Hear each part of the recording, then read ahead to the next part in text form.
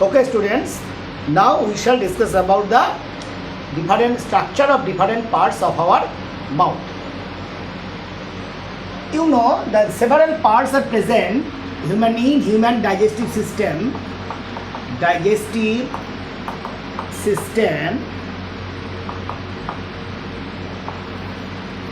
The main parts of our oral cavity are teeth, tongue, three pairs of salivary gland,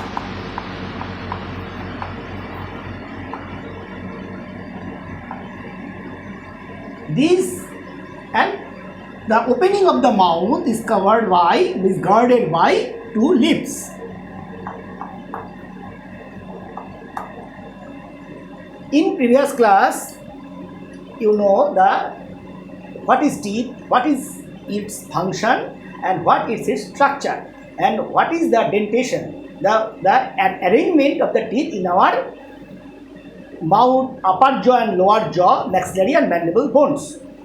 Now, today we shall discuss about the function and structure and arrangement of different salivary glands. First point is salivary glands.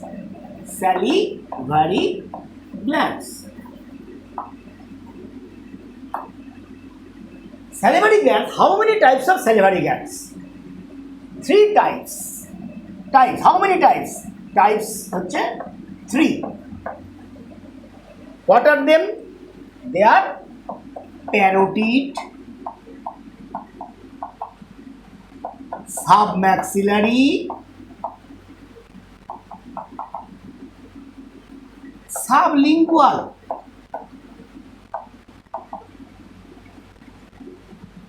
These three salivary glands secrete and they produce saliva.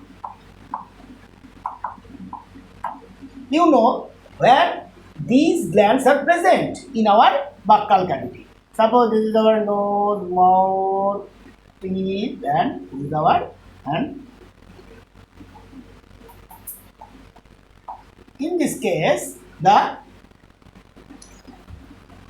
nasal cavity and lower form the oral cavity. This oral cavity and nasal cavity ultimately opens into a pharynx. Then two passage are created. One passage follow the foot and other passage is guarded by epiglottis. This is the two structures. And what happened? In this case, in this cavity, first is the parotid. The parotid present behind our ear. This is a large gland, parotid gland. And two glands open. These are an opening of these two other glands just below they are present in the submandibular bone, then covered by mandibular bone, present in the lower side of the tongue, and they also open at the lower base of the tongue as well as the upper lower molar teeth, junction of the lower molar area. These salivary glands secrete saliva. What is saliva? Saliva is a water juice, water containing juice.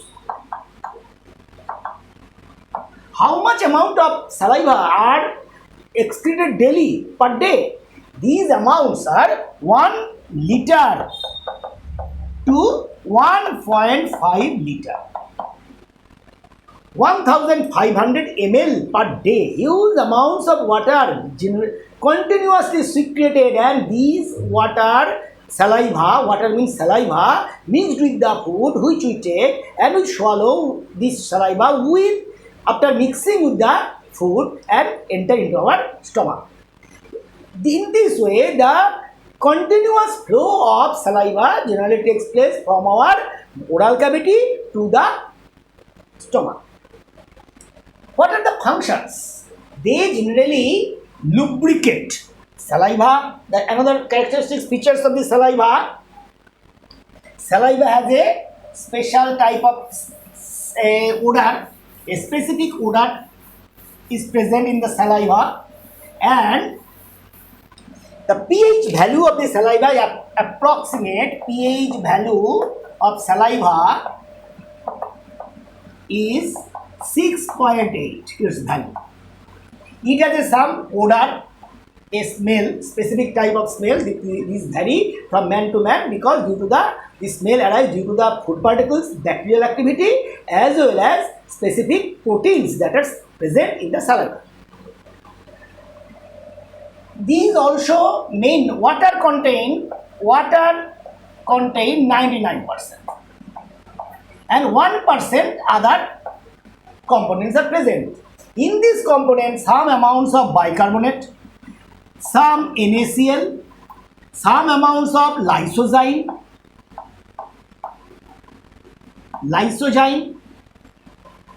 and mostly the salivary amylase,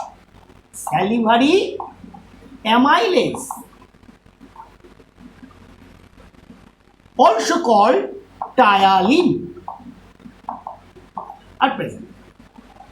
The main function of the lysozyme is they destroy the bacteria that enter into our mouth through food particles. Lysozyme is a bactericidal. It degrades the bacterial cell wall very easily. Bacteriolysis occurs due to the activity of this lysozyme. And second is the salivary amylase. This is called ptyalin. The ptyalin acts on boiled starch. Boiled starch, not raw starch. When we boil our staple food rice and boiled potato, when we take these materials as food, these ptyalin act upon them and hydrolyzed. Their glycosidic bond, the bond between the monosaccharides present in the complex molecules, are broken and produce maltose. MOL, maltose. This maltose is a disaccharide and starch is a polysaccharide.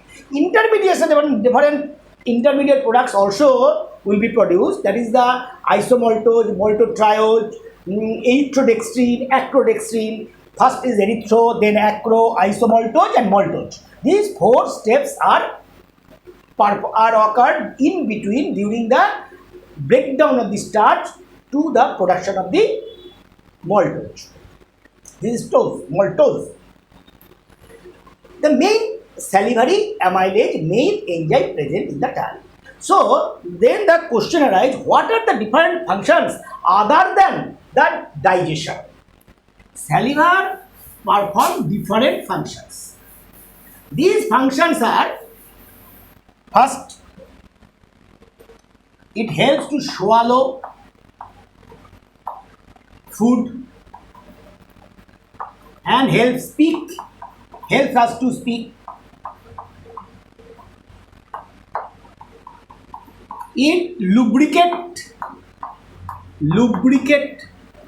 the food particles, the fragmented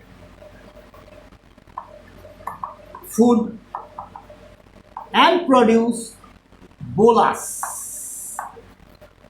Bolus, what is bolus? Bolus is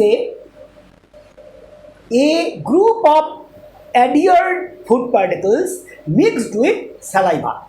It is a round or oval shape in structure, and this bolus is pushed by the tongue. A pressure is created in the apical portion, in the proximal portion of the esophagus, and it enter into the esophagus, and the move go to the downward by the activity of the peristalsis. So bolus is the main food particles contain fragmented food and mixed with saliva. The saliva provides a slimy appearance so that it can easily swallowed. This is bolus is formed. Fourth is the it helps, it acts as a good solvent. Several chemical substances, those are present in the food, are dissolved in the water of the saliva, and this chemical stimuli easily recognized by the gustatory organ of that those are present in the tongue. So the it acts as a solvent and help us to test, to get taste of different substances that we eat. Then the other function is that it wash always our mouth. Mouth acts as a washing agent. It always wash our mouth so that the food particles cannot adhere in the surface of our teeth. If the food particles continuously adhered and not washed, the bacteria will grow and degrade our tooth surface. Enamel is degraded and tooth cavity, and initially plaque is formed, then tooth cavity appears. These are the main functions of the saliva. So obviously the most important is the digestion of the boiled carbohydrate. Digestion is obvious. Digestion. Main function is the digestion. Then other accessory function of the saliva are as follows. These are the saliva. These are secreted. The saliva are secreted by the by the parotid, submaxillary or sublingual glands, and these are transported to our buccal or oral cavity through specific duct. Then what happened? The bolus enter into our esophagus. Then the structure, we shall discuss about the structure of the esophagus. What is esophagus? Esophagus is a structure. This is a tube-like structure. It starts from the oropharynx. Upper part is called oropharynx, and ultimately it ends in the stomach. The esophagus is the main tube. There is the tube-like structure through which the food particles that are crushed within our mouth and mixed with saliva form the bolus that enter into this area. Bolus enter. How bolus is pushed? Bolus is pushed by the action of the tongue. Here the tongue is present. This tongue create a pressure. The pressure exerted upward as well as backward, so that the bolus can move easily through the oropharynx. In this case, a specific structure also present. This structure is called epiglottis. Epiglottis, and a other passage is present. This is a windpipe called trachea. Trachea present in ventral side, and this is the esophagus present in the dorsal side. Below the dorsal side of the esophagus, vertebral column is present. This is the neck. This esophagus is a muscular structure and contains both type of muscles, circular and longitudinal. The circular muscles, those are present that's within the esophagus.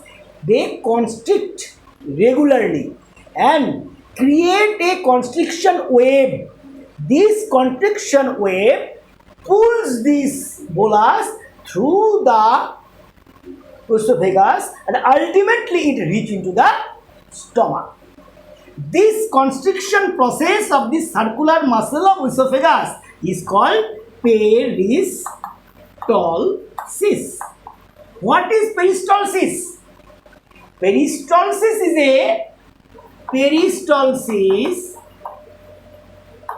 is a contraction of circular muscles in the alimentary canal. That means these circular muscles present throughout the part of our alimentary canal of our digestive system, and these circular muscles contract, create a force through. By the force, the food matter, partially digested or full digested food matter, can pass from one end to other end by the action of the peristalsis. The peristalsis is a contraction of circular muscles. Is a physical process of the contraction of circular muscle in the alimentary canal through which food are pushed. This is the forward direction. When this muscle constrict, the bolus enter into and move downward. Ultimately, it reach in this zone. This is the peristalsis. Then, this is a special type of structure present when the esophagus end. A special type of circular muscles, a more dominant, more powerful muscles, ring-like muscle present. This is called the cardiac sphincter.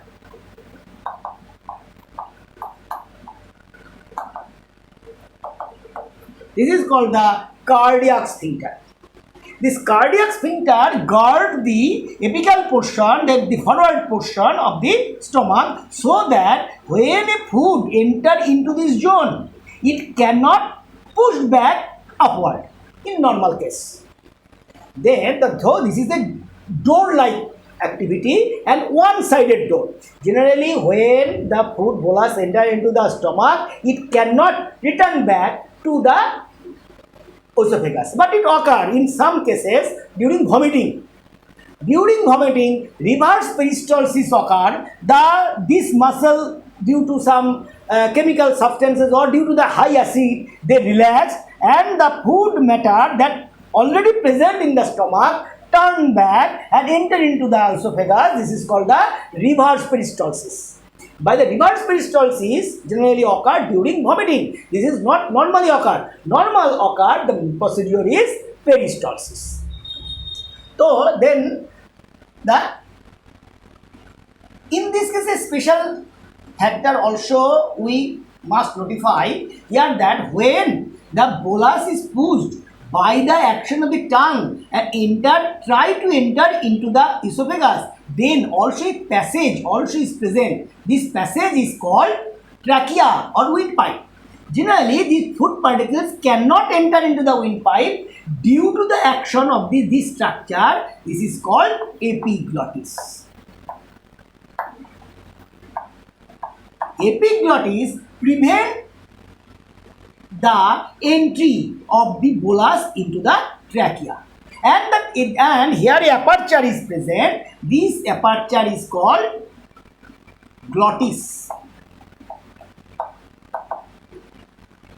Here also a structure is also present. This structure is called larynx.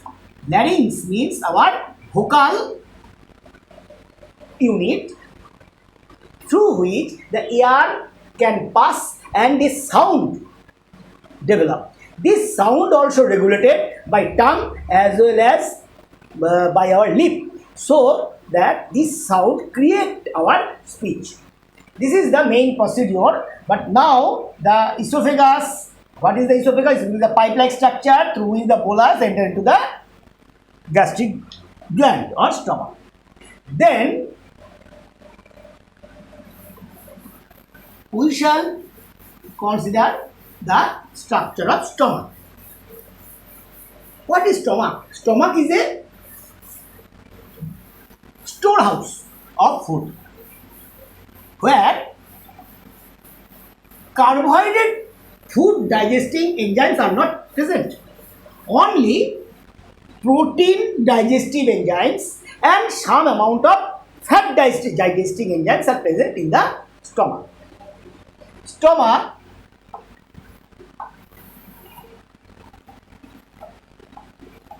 upper side of the stomach, upper portion also is guarded by a sphincter. Previously noted, this sphincter is called the cardiac sphincter.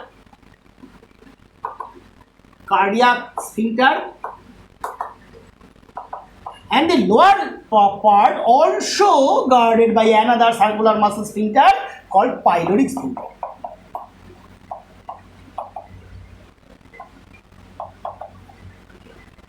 This and here several folds also present. These are called rugae. These folds increase the surface area, and several longitudinal folds also present.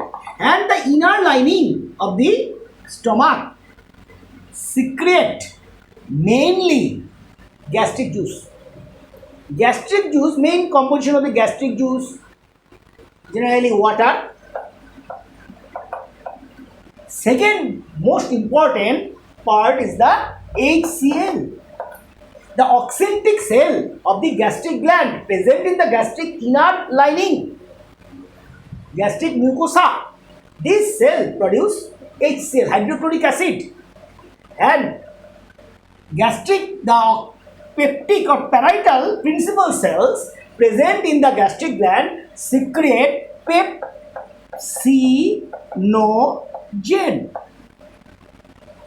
Another enzyme also present, that is the prorenin.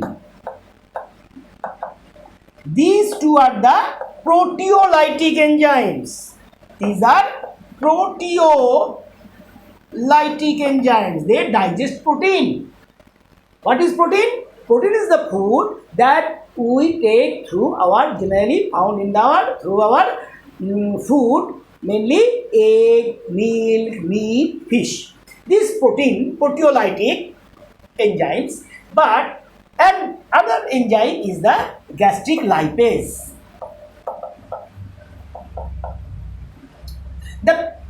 These enzymes, generally as it digests protein, they secreted as an inactive form called zymogen.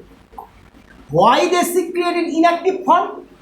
Because if they secrete in an active way, without food, they have the probability to degrade the inner cell lining, gastric gland himself. If these zymogen, generally these enzymes are secreted in the form of inactive form, zymogen. When food enter into the stomach, its excessive HCl is secreted, then the HCl activate pepsinogen into pepsin. So what happened?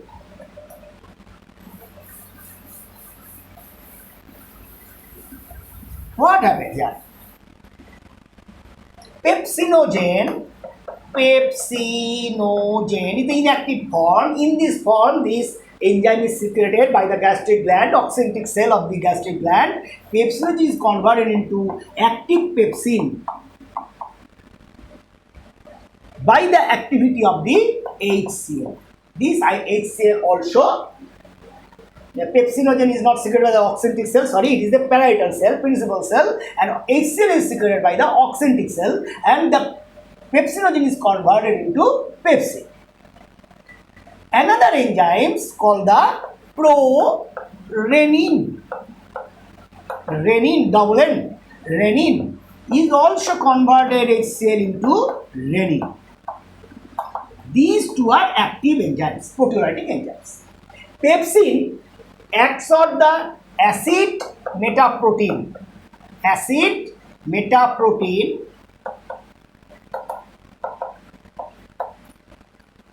is hydrolyzed by the action of pepsin, produces peptone and polypeptide. Peptone and polypeptide. Acid metaprotein primary convert into primary proteose, secondary proteose, peptone and polypeptide. Intermediate, different intermediate compounds are formed during the process. And acid metaprotein converted into peptone by the activity of the pepsin. The renin. What is the function of the renin? Renin generally present in the stomach of the baby, child. The milk protein, that is called a casein. Casein is converted into para-casein by the activity of the renin. These are the main proteolytic activity. And the gastric lipase also present some amount in the gastric juice. This gastric lipase degrade the fatty materials into dipeptide, diglyceride and some amount of monoglyceride. This is the main gastric gland. And when these food materials are partially digested, some amount of food, carbohydrate food digested by the taline present in the saliva, then the food enter into the stomach, the H cell is present, the pepsinogen present, pepsinogen converted into pepsin digest acid metaprotein into small sized protein structure called peptone or polypeptide. In this case, the total structure, the food structure is formed where the protein, carbohydrate and fat are partially digested. This is called chyme. This chyme then pass through by the opening of the pyloric sphincter, it entered into the another tubular part of the digestive system. This is called duodenum. This is then entered into the duodenum chyme. We study the structure of the duodenum and what is its function and which digestive juice are poured in the lumen of the duodenum. Duodenum is a C7 structure and it is the main proximal part of the small intestine. The small intestine,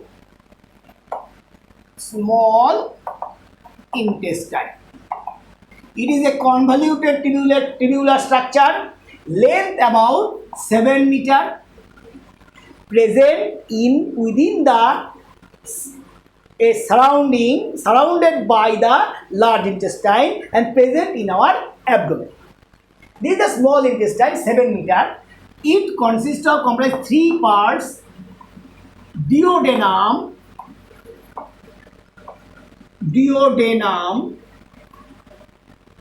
jejunum, ileum. Duodenum about 1 meter, jejunum about 2 meter and ileum about 4 meter in length, total 7 meter. This total structure, this is the sphincter, pyloric sphincter, then the duodenum is formed and the structure large intestine. This is the large intestine. This is the colon, ascending colon, transverse colon, descending colon and sigmoid colon and that. These duodenum This duodenum then entered is guarded by the large intestine and it is convoluted. The total length about 7 meters and it ultimately opened into the large intestine. Secre. This is the C7 structure duodenum. Inner part of the duodenum, jejunum and ileum is highly folded. Duodenum is less folded and ileum and ultimately jejunum and ileum, the inner part is highly folded. Here a special tube is opened. This is the tube. This is the pancreas. This is the pancreatic duct of Whitson. With the pancreatic duct, a other duct is developed. This duct is called the common bile duct, CBD. This CBD, this is the bile storing apparatus and it again bifurcated into two branches. This is called the duct. This is the common bile duct. This is the bile duct. This is gallbladder. This is bile duct. This is CBD, common bile duct, CBD. This CBD means common bile duct. This common bile duct united with the pancreatic duct. They form another common tube. This is called the hepatopancreatic duct. Hepatopancreatic duct. Common bile duct and hepatopancreatic duct. This hepatopancreatic duct opened into the duodenum by a ampulla. This is called ampulla of Vattern. And also a sphincter is present here. This sphincter is a muscular structure, regulate the entrance of the pancreatic juice as well as the bile through this sphincter. This is called the sphincter of Oddi. Sphincter of Oddi. These duct secrete two digestive enzymes. One is bile, second is the pancreatic juice.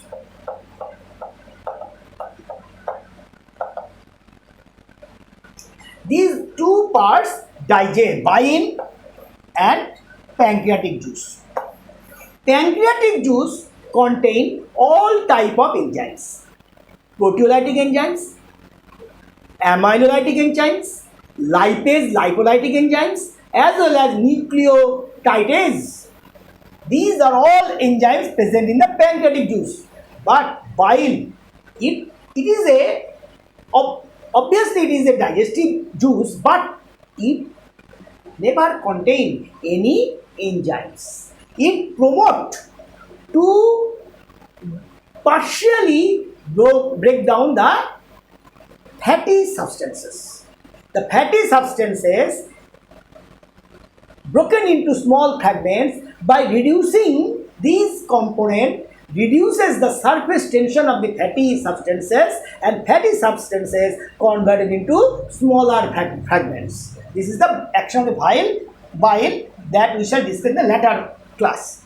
Then the inner part of the duodenum and jejunum and ileum also contains a special structure, finger-like projection. This finger-like projection is called villi. Single form villus. this is the main important structure helps for absorption. What is villus?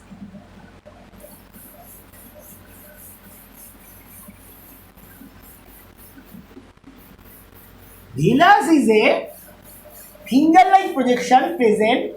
Mainly they are predominant in ileum, but they are all present throughout the small intestine. These are the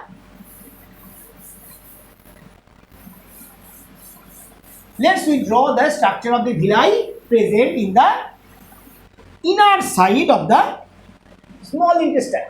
Suppose this is a small intestine, a part of the small intestine. Small intestinal wall, outer layer is called serous. Then the inner part is called muscular. Two types of muscular tissue are present, circular and longitudinal. The circular and longitudinal muscular layer, then in the same way this is also present as circular and longitudinal and circular muscles. Then the another layer is called submucosal layer. This is the submucosal layer. And innermost layer is the mucosal layer. Innermost layer is the mucosal layer. This is mucosal layer. These mucosal layer create several folds. Each fold is called villi. Suppose this is a structure, we draw a special structure villi. This is a fold. Villi is the inner folding of the mucosal layer. So it is consists of several columnar epithelial cells. Columnar epithelial cells covers the outer surface, and as this is a fold, it creates a surface area. 8 times surface area is increased by the activity of this, by the structure of the villi. The villi is made by the columnar epithelium, and the columnar epithelium also contain several microvilli. Again, it is provide extra surface. What is the significance of these foldings? They provide the excessive maximum surface area so that different food substances, the digested food particles, are easily absorbed. This structure generally made with columnar epithelium is the basement membrane, and columnar epithelium, outer surface of the columnar epithelium contains microvilli. This type of cells present here.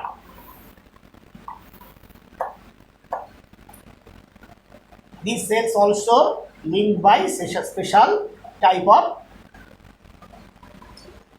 cell modification, desmosome, macula adherens, zonula occludens and others, and hold each other, the cell hold each other, and this is the villi. The central portion of the villi contains a lymphatic duct,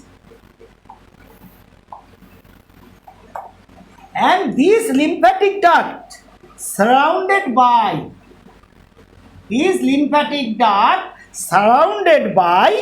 a capillary,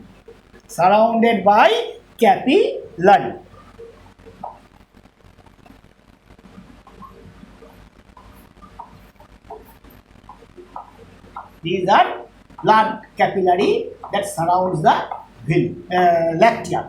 So what is lacteal? This is the lacteal.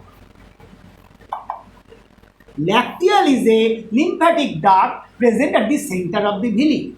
Where villi is situated? Villi is situated the inner wall of the small intestine. What are the functions of the villi? First function is helps the increase the surface area of the inner surface of the alimentary canal and helps to absorb carbohydrate and amino acid. Carbohydrate and amino acid are absorbed by the capillary present within the villi, and rest amino acid and is also nucleoside and bases, sugars also absorbed. But the fatty acid and fatty acids and glycerol, ultimately, if these compounds initially enter into the cell, forming a globular structure called chylomicron, this chylomicron associated with fatty acid, glycerol, cholesterol and some amount of apoprotein, they enter into the lacteal. Through this lacteal, these food particles enter into the vein and ultimately these food particles drains into our circulatory system and reach our liver. So these villi is the main absorption, provide the main absorptive area present within the alimentary canal, and these are the finger-like projections. Helps to absorb different simplest food particles. Today, up to this content, we close this matter, and later class I shall discuss about the functions of different digestive juices. The digestive juice, that is the bile, that is the pancreatic juice, as well as the juice secreted at the junctional of the villi crypt, the succus and delicus. In later class, all the function of the juice we shall discuss.